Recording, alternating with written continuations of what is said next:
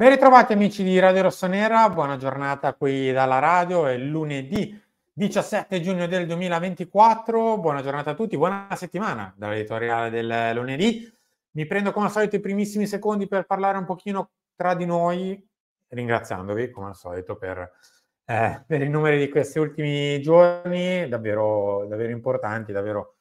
Grazie a tutti quelli che ci hanno seguito anche nell'ultima settimana, grazie davvero a tutti, grazie a quelli che soprattutto si sono iscritti al canale, perché magari hanno colto un po' l'appello che ha fatto anche Enrico nei giorni scorsi, l'ho fatto io, l'ho fatto Bea, abbiamo fatto un pochino tutti.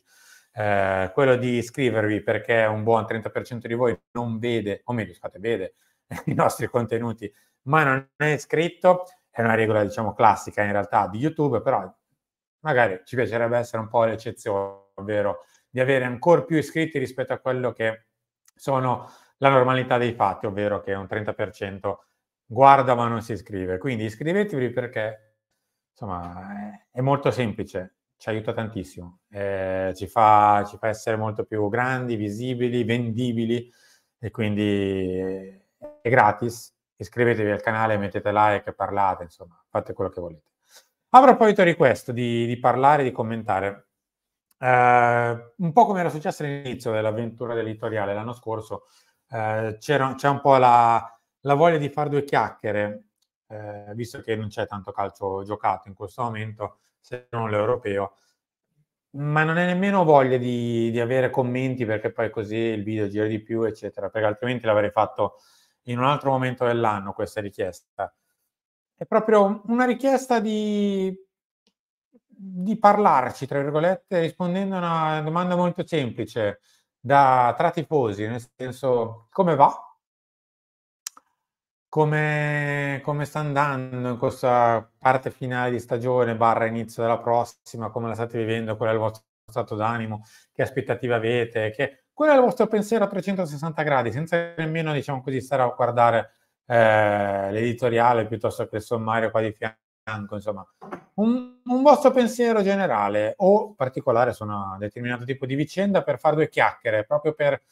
Mi piaceva, diciamo così, avere un po' il polso della situazione ancora di più rispetto a quello che magari possiamo avere con i messaggi della chat, le telefonate, eccetera. Avere un vero e proprio botta e risposta qui nei commenti, come detto, mi impegnerò a rispondere anche un po' di voi, magari già nella giornata di oggi, nel pomeriggio, so che non è bellissimo, perché non è che c'è possibilità di botta e risposta, visto che comunque nei commenti è per forza di cose un dialogo freddo. Però, insomma, se volete scrivere qui sotto un po' il vostro stato d'animo, il vostro pensiero generale, leggo volentieri e poi rispondo. Detto ciò, partiamo con l'editoriale. Sono 4 argomenti molto diversi uno dall'altro. Uno, partiamo subito su Teo.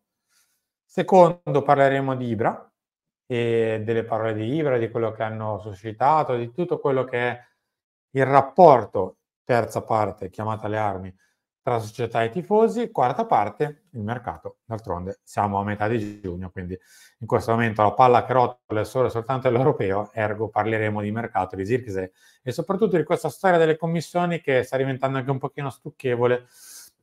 Bisogna darle un po' dei contorni definiti e ne parliamo nell'ultima parte. Però, come detto, volevo iniziare subito con Teo, per il semplice fatto che è importantissimo Teo, è importantissimo tenerlo a 360 gradi per tanti motivi, non ultimo dare anche una sorta di risposta positiva alla stagione, nel senso di dare finalmente una bella botta positiva. Le parole di Teo le abbiamo viste, perché non sono neanche state, diciamo così, riportate, era un'intervista, conferenza stampa della nazionale francese, quindi sono state anche non interpretabili, si potevano vedere, tanto il francese, insomma, non è una lingua astrusa, tutt'altro. Che dire, io mi prendo 3-4 appunti su questa vicenda. Numero 1, Teo Hernandez deve restare, senza nessun tipo di altro ragionamento. Il Milan non deve vendere, quindi non ha nemmeno bisogno di 100 milioni. Cosa ce ne facciamo di 100 milioni in più o in meno su un conto? Perché magari le reinvestiamo? Sì, ci può stare. Perdiamo però quello che in questo momento è il terzino parlo per me, poi magari qualcuno di voi sicuramente non sarà d'accordo, ma insomma è fatto così, il calcio è bello perché è vario. Però per quanto mi riguarda, Teo in questo momento non è nemmeno il terzino sinistro più forte che c'è in Europa, è il terzino, punto, più forte che c'è in Europa. Per quanto mi riguarda non c'è un esterno laterale di difesa più forte.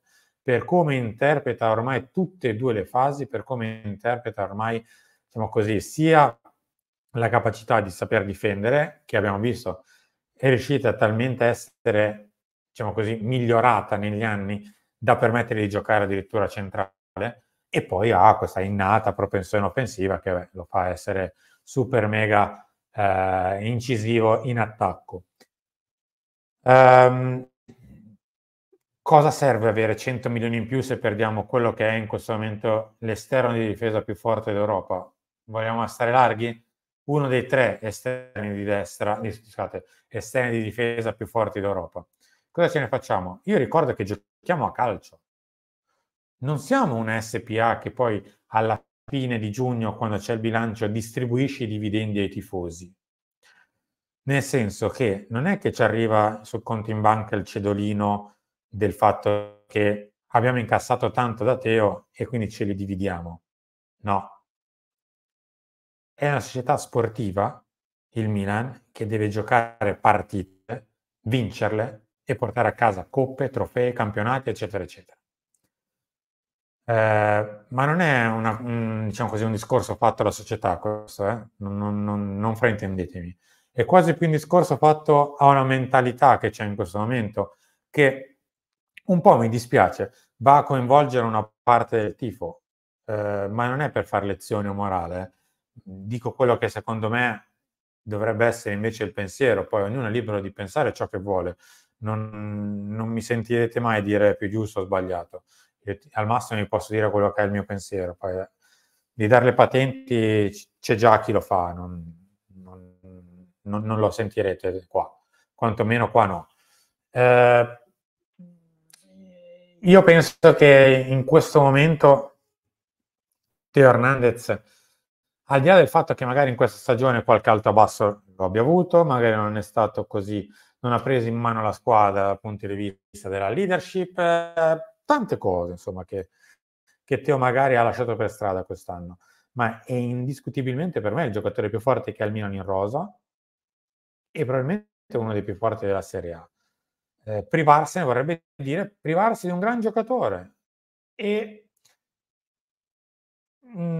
capisco, diciamo così, l'obiezione del tipo ma che colpa gliene vogliamo fare a Teo o al Milan se questa cessione poi arriverà a Teo, perché comunque a 27 anni magari si vuole guardare intorno e andare a provare o una nuova esperienza o una nuova possibilità di vittoria più alta rispetto a quella del Milan o un ingaggio superiore rispetto a quello che gli può dare il Milan. Dall'altro lato il Milan, a colpa gli puoi dare al Milan se lui vuole tanto l'ingaggio, vuole vincere, eccetera. Io però ne faccio una questione un pelino diversa. Non bisogna lasciare nulla di intentato in questa vicenda. Non si possono allargare le braccia e dire è andata così, non si poteva fare niente. Bisogna fare tutto l'impossibile per tenere Teo Hernandez, ovvero dargli un ingaggio commisurato al suo valore. Altrimenti, cosa ce ne facciamo di avere i conti a posto se poi non possiamo permetterci di dare un ingaggio commisurato al valore di Teo Hernandez a Teo Hernandez? Perché la storiella è che se Teo Hernandez prende 8, 7, quello che è, arrivano tutti a bussare, è una storiella, sì, che ha anche qualche base, ma pur sempre una storiella rimane, perché il compagno sa che Teo Hernandez è il terzino più forte al mondo probabilmente e non è che si può andare a permettere il lusso di bussare alla porta e dire ma scusate, date 7 a Teo e io allora ne voglio anch'io 6, ma i compagni sono molto più, diciamo così, tra virgolette, passatemi il termine, intelligenti di quello che si può far pensare. Sanno qual è il valore di Teo, hanno capito qual è il valore di Leao e nessuno ha fatto la corsa al rialzo quando Leao ha preso 5 più 2, non mi sembra ci sia stata tutta questa corsa al rialzo a bussare, così come non ci sarebbe la corsa al rialzo a bussare se a Teo viene dato 7. Numero 2, bisogna garantire a Teo, a Leao, a tutti quelli che comunque sono allo stesso Maignan.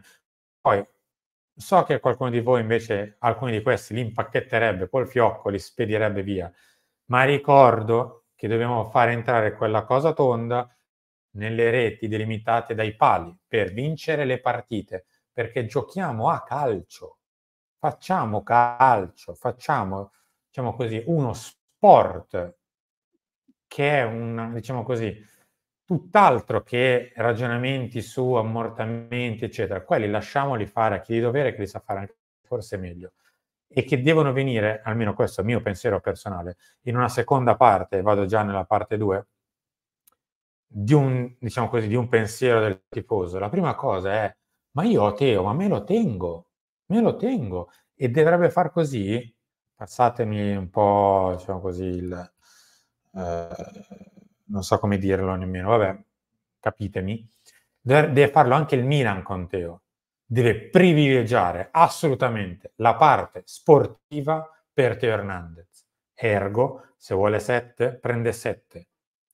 Se bussa e dice: scusate, ma che vogliamo fare quest'anno? Vogliamo vincere o crescere? Vogliamo vincere, la risposta deve essere. E intorno a te, a un altro ancora, che sono i 5, 6, 7 giocatori principali, costruisca una squadra per vincere in Italia e partecipare ad alto livello in Europa. Ovviamente in Europa il Milan non è che può partire oggi con l'idea di vincere, ma deve partire per essere uno dei protagonisti assoluti della competizione, poi può non vincere. Detto ciò, a proposito di questo, calmanti e placebo, riferite alle parole di Zlatan, che io non so cosa ci si aspettasse dalle parole di Ibra, ma per il semplice fatto che Zlatan era ed è la proprietà.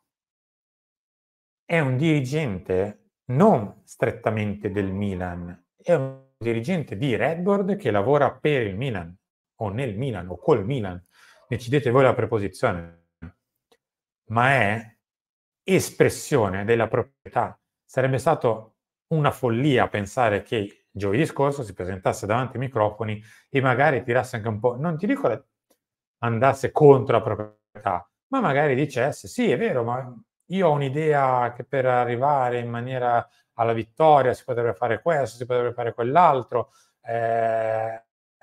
spero di farlo in un modo piuttosto che in un altro. No, era, tra virgolette, normale che ripetesse quello che sono le idee della proprietà, essendo lui la proprietà. Ora, che sia andato Zlatan su quel palco, io onestamente mi aspettavo che un pochino di effetto placebo lo avesse nei tifosi del Milan, nel senso che comunque Zlatan è ancora dei dirigenti attuali quello che forse ha più credibilità. Tant'è che infatti sul palco c'è finito lui, non ci sono finiti altri dirigenti che invece non sono stati magari insieme a lui su quel palco, forse un pochino bruciati dai fischi dell'ultima giornata di campionato, in generale del sentiment dei tifosi nei loro confronti, ma tant'è. Un po' mi ha stupito il fatto che non sia riuscito comunque ad avere una sorta di effetto placebo nemmeno nelle ore successive. Qua un po' di stupore me l'ha dato, nel senso non mi aspettavo nulla, ma un pochino di effetto calmante me lo sarei aspettato. Invece probabilmente, come abbiamo anche un pochino detto nelle ore successive, credo che un po' ormai le parole stiano a zero, anche dette così, con questa sorta di gran cerimoniale di giovedì scorso. Ormai credo che ti aspettino tutti i fatti prima di poter essere concordi o disaccordi con questa gestione. Le parole sono ormai un po' senza peso, un po' vuote, un po' vecchie. Decidete voi come possono essere, magari anche sbagliate, non so. Credo che ormai tutti aspettino i fatti concreti rispetto a quello che si vorrà fare in questa estate e stagione e prossimo futuro, perché credo che ormai all'alba del 2024 è giusto che il Milan non voglia fare il passo più lungo della gamba, è giusto che rispetti certi paletti, è giusto che voglia fare anche un discorso di crescita pluriennale, ma insieme a questo deve correre parallelamente, come se fosse una sorta di binario parallelo, un discorso di vittoria immediata.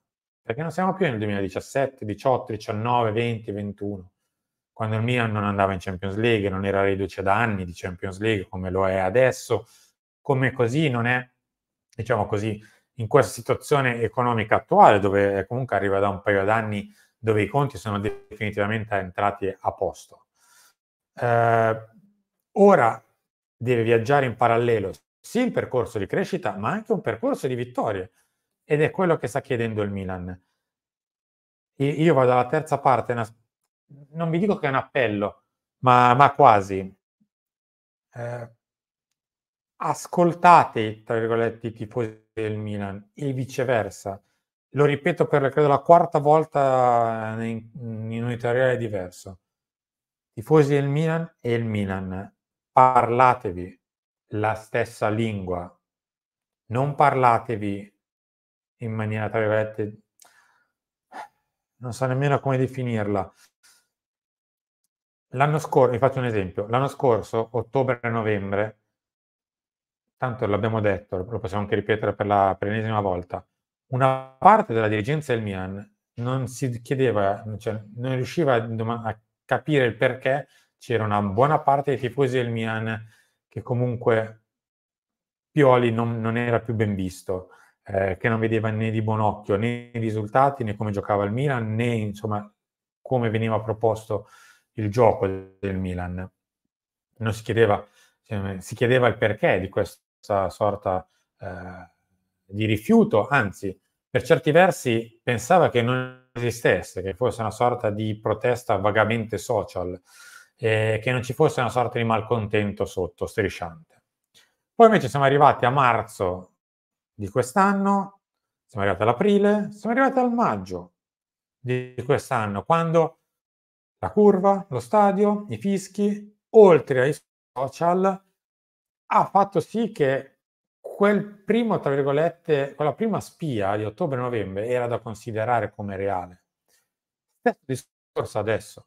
Le spie di adesso, di un'insoddisfazione, di una cenere che comunque cova, di una parte della tifoseria, ma non è per fare i disfattisti, è perché bisogna, tra virgolette, guardarsi negli occhi, parlarsi e risolvere un problema che c'è tra i tifosi del Milan e il Milan in questo momento, altrimenti, e lo dico per davvero, ma credetemi, tanto alla fine siamo tifosi tutti del Milan, non mi fa schifo vedere il Milan che non vince, proprio papale papale.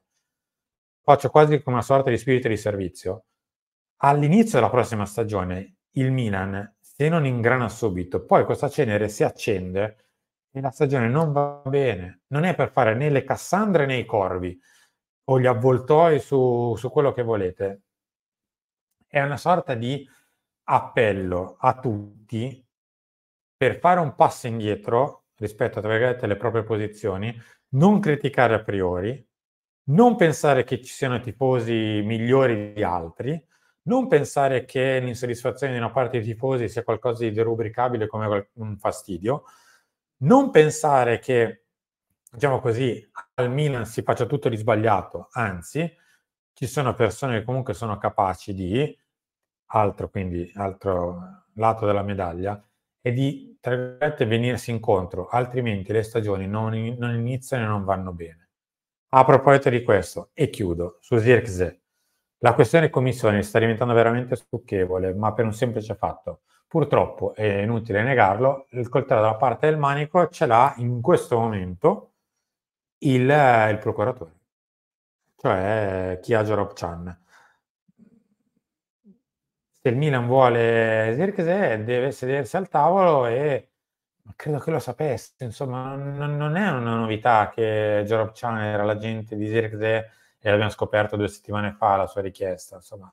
Se ci siamo seduti a questo tavolo è perché A, nessuno ci ha messo la pistola alla tempia, credo, come Milan, B, si sapeva che era Kia Joropchan, C, si sapeva che avrebbe chiesto le commissioni elevate perché la clausola era bassa, perché lui ha fatto questo ragionamento di clausola con commissioni, eccetera, eccetera. Era tutto qualcosa di chiaro, nel senso, è inutile che, tra virgolette, ci si lamenta del fatto che pare qualcosa di così eccessivamente elevato rispetto al valore della clausola.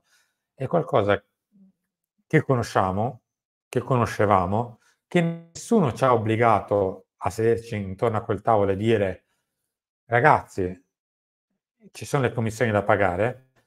Ci siamo seduti a questo tavolo, se ci vogliamo alzare così e così, un po' dobbiamo lasciare su questo tavolo in milioni. Poi posso capire che sia un discorso giusto o sbagliato, perché non esiste che ci vengano chieste queste commissioni, eccetera, eccetera. Corretto, è un discorso corretto. Ma come è un discorso corretto il fatto che ehm, questo giocatore si porta dietro questo discorso. Ergo, se lo vogliamo, bisogna un po' venirsi incontro anche in questo caso. Io non credo che in questo momento Giorabcian abbia granché in mano. Questa sorta di partita poker credo che il Milan abbia un po' snasato e possa essere un bluff. Adesso, al 17 di giugno.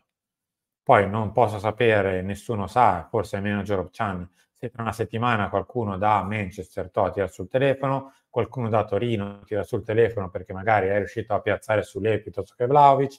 In questo momento nessuno lo può sapere. Il presente puzza di bluff. E in parte quindi farebbe bene il Milan a tenere il punto per non fare una corsa al rialzo. Detto ciò, credo che prima o poi un punto vada fatto su Joshua e bisognerà prendere una decisione, perché credo che il Milan abbia bisogno di un attaccante di questo tipo, di questo calibro e anche di una sorta di colpo per riaccendere un pochino quello che è l'entusiasmo, perché le stagioni, a torto o ragione, vivono anche dei sentimenti e non soltanto dei numeri, vivono del sangue e della carne, non soltanto degli algoritmi. Vivono di tante circostanze, anche di emozioni, che possono essere positive o negative all'inizio di una stagione. Grazie a tutti per essere rimasti qui con me. Ci rivediamo tra poco in realtà per Obbligo di riscatto delle 10, ci rivediamo per tutti i nostri appuntamenti di quella settimana. Grazie a tutti, buona settimana e a dopo.